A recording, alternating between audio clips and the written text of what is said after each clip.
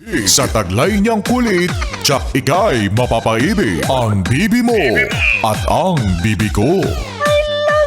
Love you, pare.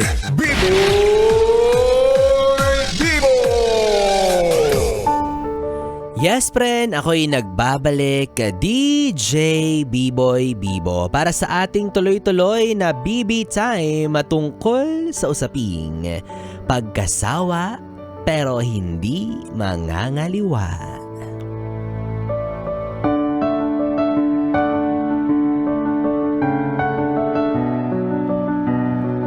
Yes, friend, kung ikaw ay kasalukuyang nasa loob ng isang relasyon,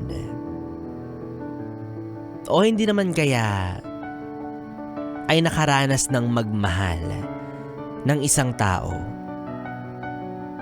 minsan mo na rin bang naramdaman yung pagkasawa? Pagkasawa in a way na parang nauumay ka na sa paulit-ulit yung routine na dalawa bilang mag-jowa, mag-asawa. Nagsasawa in a way na nawawalan ka na ng gana.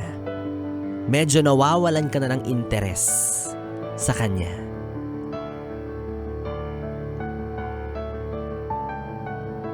Well, hindi ko alam kung ano ang dahilan. Maaaring ikaw din, hindi mo rin alam kung ano ang magiging kasagutan kung bakit nakakaramdam ka ng ganyan. But one thing's for sure, posible at pwede talaga yan maramdaman ng kahit sino. Nakakatakot, nakakalungkot man pakinggan at isipin, posible siyang mangyari. Well, nakakatakot siya for your partner.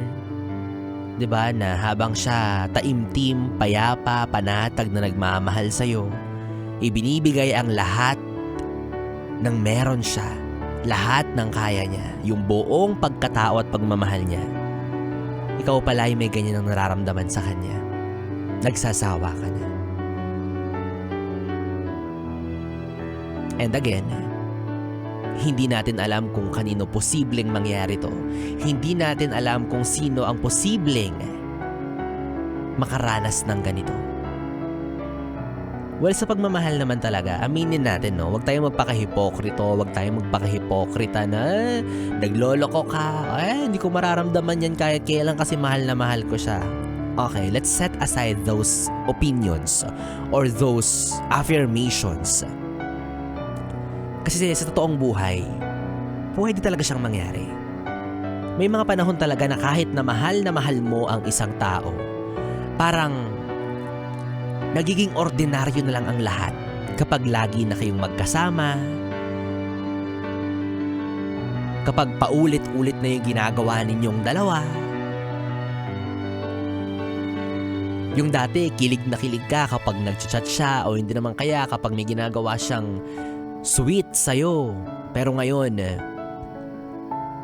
tila ba naghahanap ka na ng bago? I mean, bagong hindi tao kundi bagong pakulo, bagong gagawin, bagong thrill sa relasyon ninyo. Diba? So, yung usapan natin ngayong gabi ay para sa mga yes friend natin na nagsasawa pero walang halong pangangaliwa. Gets? Diba? Kasi totoo naman, pwede kang magsawa, pwede kang medyo maumay, mawala ng gana sa partner mo without cheating. Hindi naman porket nagsawa ka, ibig sabihin nagloloko ka na, may iba ka na. It's just your personal or diba, internal problem. Diba, personal mong nararamdaman yan at hindi mo siya ini-invalidate, nire-recognize mo siya, diba? At wala kang, sigurado ka na wala kang kinakalantaryong iba kaya nararamdaman mo siya. No cheating involved. Well, magiging cheating siya in a way na kung hindi ka magsasabi ng totoong nararamdaman mo sa partner mo, diba? Kung hindi mo aaminin sa kanya na love, babe, bibi, mahal ko, bibi ko, medyo nagsasawa na ako. Kung hindi mo aaminin sa kanya yun at hindi mo ipagtatapat na ganyan na yung nararamdaman mo, ganyan na yung estado ng pagmamahal mo, at tingin mo sa relasyon ninyo, diyan nagkakaroon ng problema. Diba? So ang point ng usapan natin ngayong gabi, okay lang. I mean, hindi okay pero it happens. Wala tayong magagawa. I mean, siguro nga, tama yung sinasabi nila na sa relasyon makakaramdam ka talaga ng pagkasawa. Again, hindi natin ino-normalize. Hindi natin sasabihin okay lang siya, tama lang na mangyari siya. Kasi baka gamitin siya ng iba na to take advantage of someone's feeling na, bakit nagsasawa ako? Doon ka muna sa Gedli. Ayoko muna makita yung pagmumukha mo. When in fact, meron na pala siyang iba, 'di ba? Wag nating gamiting excuse to. Again, it's not normal. It's never gonna be normal. But it happens. Yun ang realidad. At kapag dumating ka sa punto ng ganyan, kapag meron ka ng ganyang klase ng nararamdaman, at mahal mo pa naman yung tao, in fact, mahal na mahal mo, pero natatakot ka, nangangamba ka na ganyan na yung nararamdaman mo, anong dapat mong gawin?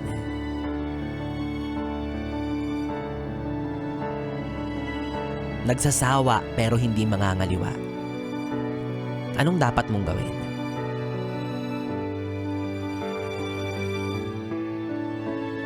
Of course, kailangan mong ipagtapat sa kanya.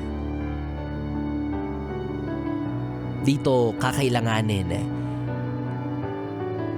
yung transparency, yung honesty, yung openness mo sa kanya. Kasi dalawa kayo dyan. Kung ano man yung nararamdaman mo, involved siya dyan. May kinalaman siya na kailangan niyang malaman. Kasi baka nga naman, 'di ba? Hindi natin sure, hindi natin matukoy yung eksaktong kasagutan, pero baka lang naman. Siguro meron niyang nagbago sa inyo. I mean, kaya nagsasawa kasi may mga bagay na paulit-ulit nang ginagawa or may mga bagay na hindi na ginagawa. May mga bagay na kailangan siyang i-adjust at ganun ka rin. Hindi natin alam pero you have to communicate. Kailangan niyong mapag-usapan yan sa pinakamaayos at pinakamahinahon na paraan. Kasi kung idadaan mo yan sa parang, sawa na ako, ayoko na. Mo. Mo. Diba? Walang mangyayari. Mami-misinterpret nyo ang isa't isa. Mami-misinterpret ka lang niya. So you have to approach that person in a very nice way. Kung saan ay maiintindihan niya at magiging bukas yung isipan niya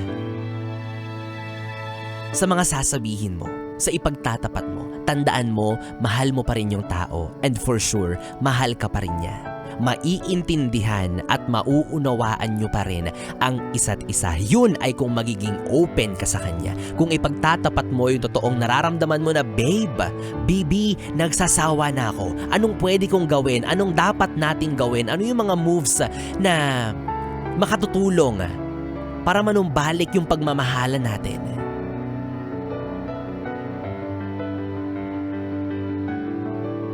Kayong dalawa lang yung makakasolve niyan kung gugustuhin mo. Kayong dalawa ang makakahanap ng kasagutan sa katanungan mo. Again, it happens, but it shouldn't be normalized. Diba? Nangyayari talaga siya. Kaya ikaw, kung sa mga oras na ito ay ganyan yung nararamdaman mo, tumatakbo sa isipan mo, sige pa, mag-isip ka pa. Gusto ko yung nag-overthink eh, di ba? Gusto ko yung ginagamit mo yung utak mo kasi minsan mo na lang Charot. Di ba? Pag-isipan mo ng mabuti. At pwede mo naman siyang isipin ng hindi lang ikaw. Kaya ka nga may partner. Pag-usapan ninyong dalawa. For example, ngayon, gabi na, di ba? Tahimik na ang paligid. Feeling mo, nagsasawa ka na. Try mo yung ibang posisyon. Charot. Charot lang. O baka naman, di ba, hindi natin sure sa iba't ibang aspeto. May mga bagay kang kinakasawaan like sawa ka na sa lagi nyong restaurant na kinakainan, sa posisyon ninyo sa higaan, sa mga ugali niyang nakasanayan mo na lang. pero hindi mo naman talaga totally tanggap, di ba? Pag-usapan ninyo, communication is really the key. Pero sana, huwag kang hahantong sa maling desisyon na dahil lang feeling mo nagsasawa ka na, feeling mo nauubos ka na, feeling mo wala ka ng gana, ay basta-basta mo na lang siyang iiwan nang walang maayos na dahilan, nang walang konkretong rason. Kasi for sure, masasaktan at masasaktan yan. Unfair. Unfair for that person. Unfair na nga dun sa part na, for me unfair dun sa part na nagsasawa ka sa akin. Bakit ako ba? Tinanong mo ako kung nagsasawa ako sa'yo? Or no mga moment ba na nagsawa ako? Naghanap ba ako ng iba? Pinagpalit ba kita? Hindi naman, di ba? Kinausap kita, tinapat kita na ganito yung nararamdaman ko sa'yo. Kaya ikaw kung magdedesisyon ka dahil lang sa bugso ng damdamin mo, dahil lang feeling mo ayaw mo na dun sa tao, pag-isipan mo. Kasi sinasabi ko sa'yo, ikaw rin yung manghihinayang sa dulo. Pag napunta yan lalo kay Biboy Bibo, aba, kakalingain ko talaga yan siya.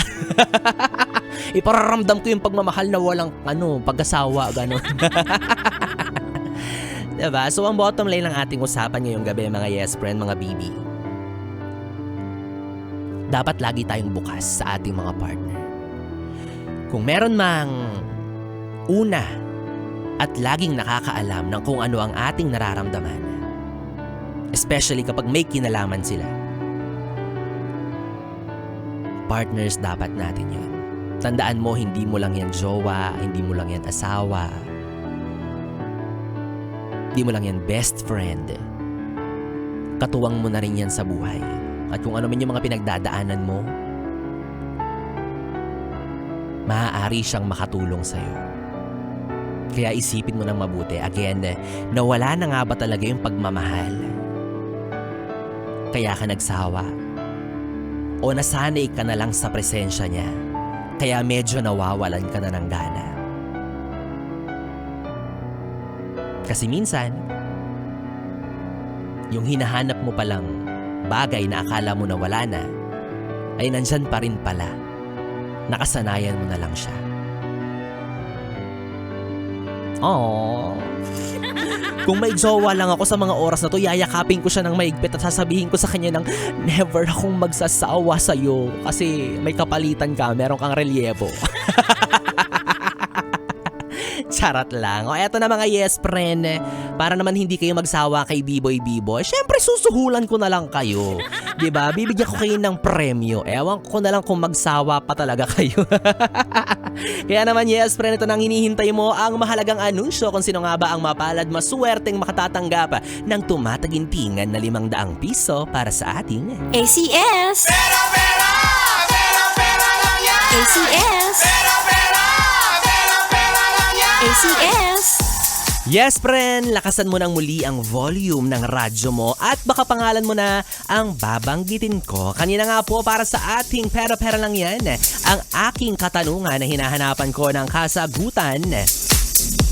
Kung ang Charm Fabcon Purple Eternity ay kulay purple, ilan naman ang kulay sa watawat ng Pilipinas? In fairness, oo, sa mga sumagot may mga nagkamali pa rin talaga. Na para bang mga Phil-Am sila. Oo, parang hindi Pilipino. Parang hindi solid yung dugo eh. Kahit nga siguro yung mga halfies, yung mga half-half, alam yung sagot pero may mga nagkamali In fairness sa inyo. O dahil dyan hindi kayo mananalo. Ewan ko sa inyo. O kaya naman wag na natin patagalin pa. Congratulations sa pagmumukha mo. Sa'yo na ang tumataginting na 500 piso. Samsudin Tawagon! Congratulations! Sa'yo na ang 500 pesos. Napakaganda naman ang pangalan mo, Samsudin Tawagon. Dahil dyan, ikaw ang aking tatawagan.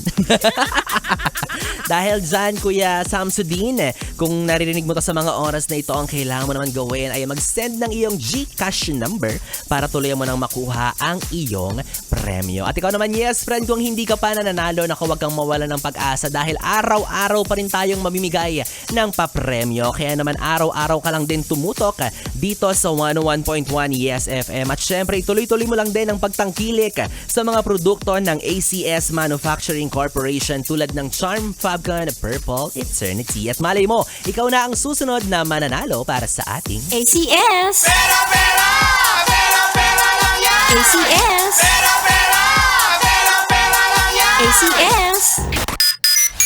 Yes, friend, 3 oras na BB Time ang ating pinagsamahan na kapiling niyo po ang BB nyo sa radyo, ang DJ na mabilis bumayo. Ang dila sa mikropono. Ako po si DJ B-Boy. B-Boy, Bibo, magkasama at magkarinigan tayong muli bukas, araw ng Biyernes, holiday, wala kayong trabaho, ang yayabang ninyo. Makakapiling niyo po akong muli mula alas 9 ng gabi hanggang alas 12 ng madaling araw. Ay hindi pala, 8 PM pala ako. Hindi na alam yung schedule. Halatang hindi nagtatrabaho ng maayos si Bio. Sarot lang. Oo, makakasama niyo ako 8 PM para sa ating Yes Duet. Kasama si Gando Wanda hanggang ano po yan, 10 PM. Parang hindi pa sure. At syempre para rin sa ating BBC or B-Boy, Bibo Confessions. Dito lang sa istasyong No Problem, ang 101.1 Yes FM. Solid. Good night, BB. Oras natin, 11:45.